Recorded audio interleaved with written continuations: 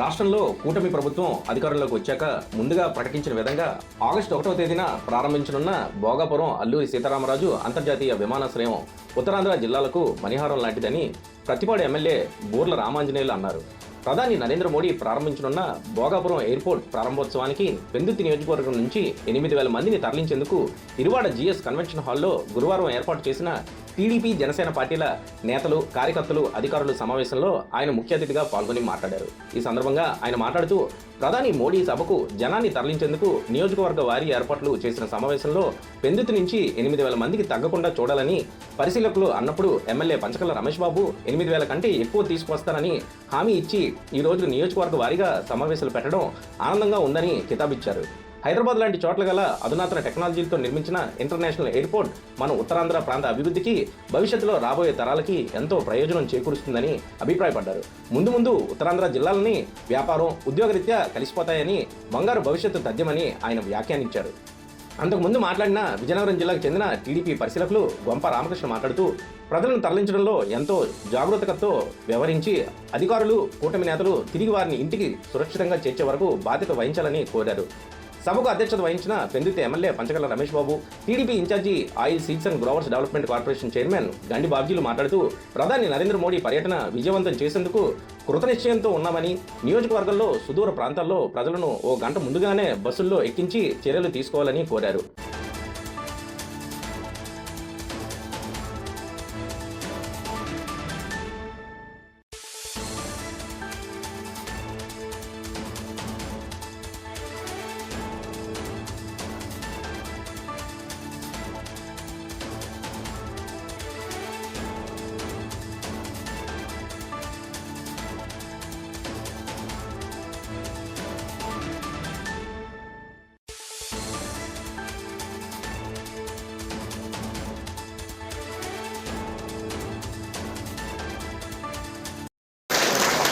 మరి ఈ సన్నాహ కార్యక్రమానికి ఎప్పుడు ఎన్ని గంటలకు ఏ విధంగా మనం బయలుదేరిపోతాం అనేది మీకు కొన్ని సూచనలు, బయలుదేరే విధానం చెప్తాం.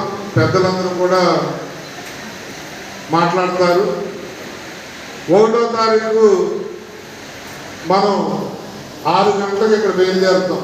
పెందుర్తి కన్నా మనం కొంత దూరం కాబట్టి ఇక్కడ కూడా 5 ఎక్కేస్తాం కాబట్టి దూరమే కాదు. 6 గంటలకు బయలుదేరాలి. ఎవరైతే ప్రభుత్వ తాలూకా అధికారులు ఉన్నారో పొలిటికల్ పార్టీల నుంచి బాబ్జీ గారు, నేను కొంతమందిని 200 బస్సులకు చెరవ కొంతమందిని ఇస్తా ఉన్నాం. వాళ్ళు కానీ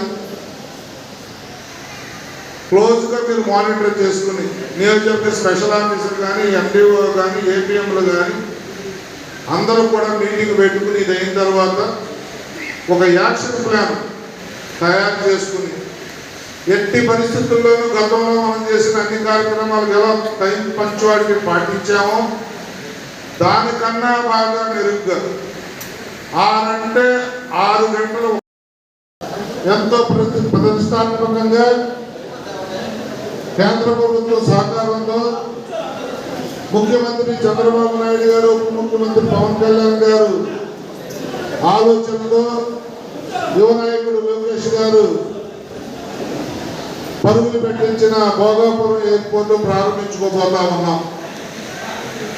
మరి దానిలో భాగంగా ఈరోజు 1వ తారీఖు నాడు ఆ పండగకి మనం ఇక్కడి నుంచి ఎలా వెళ్ళాలి, ఎంతమంది వెళ్ళాలి అనే సన్నాహ సమావేశానికి ఈ కార్యక్రమానికి పార్టీ పరిశీలకులుగా, ఇన్ఛార్జీలుగా పంపించిన పెద్దలు, గౌరవనీయులు, పూజ్యులు నా అన్న బూర్ల రామాంజనేయులు గారు, పత్తిపాడు ఎమ్మెల్యే గారు,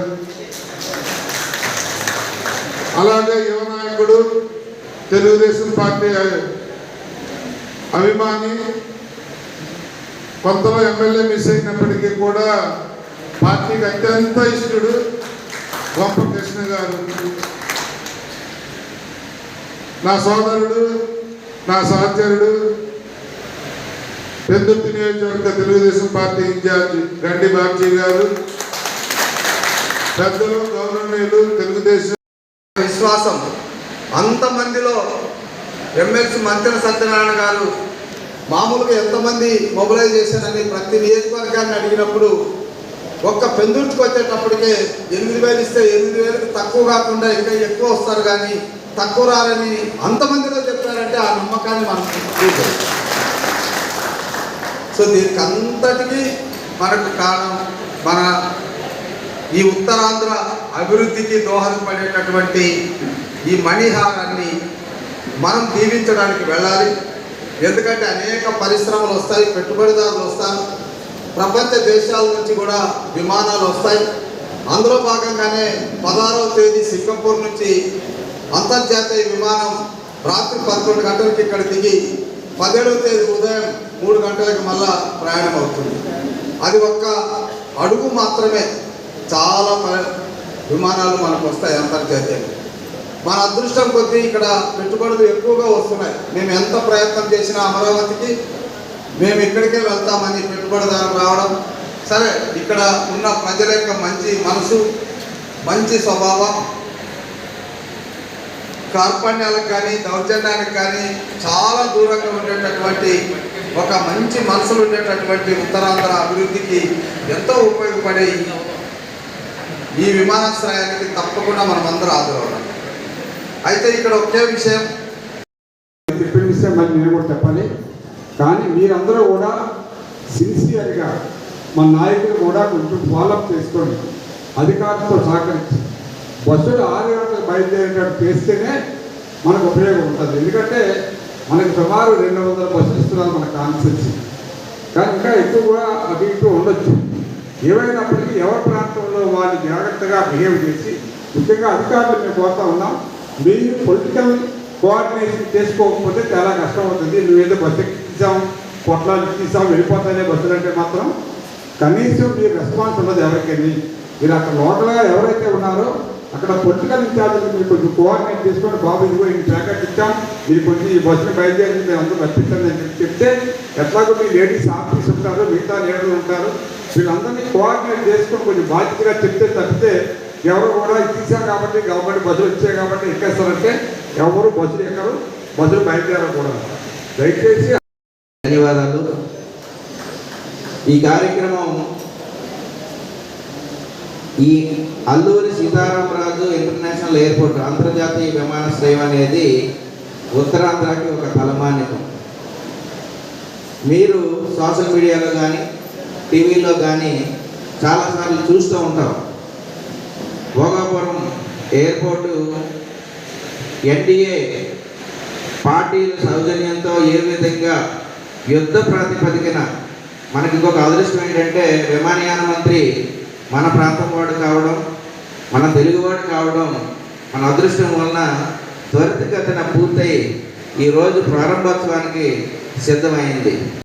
ఇక్కడ ఎర్ర బస్సే జరగదు, ఇక్కడ ఎయిర్ బస్సే అని చెప్పేసి కామెంట్ చేసినటువంటి వ్యక్తులు ఈరోజు అదే ఎర్ర బస్సు కాదు కదా, ఎయిర్ బస్సులు దేశంలోనే అత్యధికమైనటువంటి ఆధిక్యతతో ఈరోజు నిర్మాణం చేసి పెద్దలు బీజేపీ పెద్దలు మోదీ గారి సహాయ సహకారాలతో ఈరోజు కూటమి సీఎంగా ఉన్నటువంటి చంద్రబాబు నాయుడు గారు, ఉప ముఖ్యమంత్రి పవన్ కళ్యాణ్ గారు, యువ నాయకులు లోకేష్ గారు అందరూ సహాయ సహకారాలతో ఇక్కడ ఉన్నటువంటి ఉత్తరాంధ్రకే ఏదైతే చెప్పారో ఆ రోజు 14 సెంట్రల్ మినిస్టర్గా మన ప్రాంతీయులు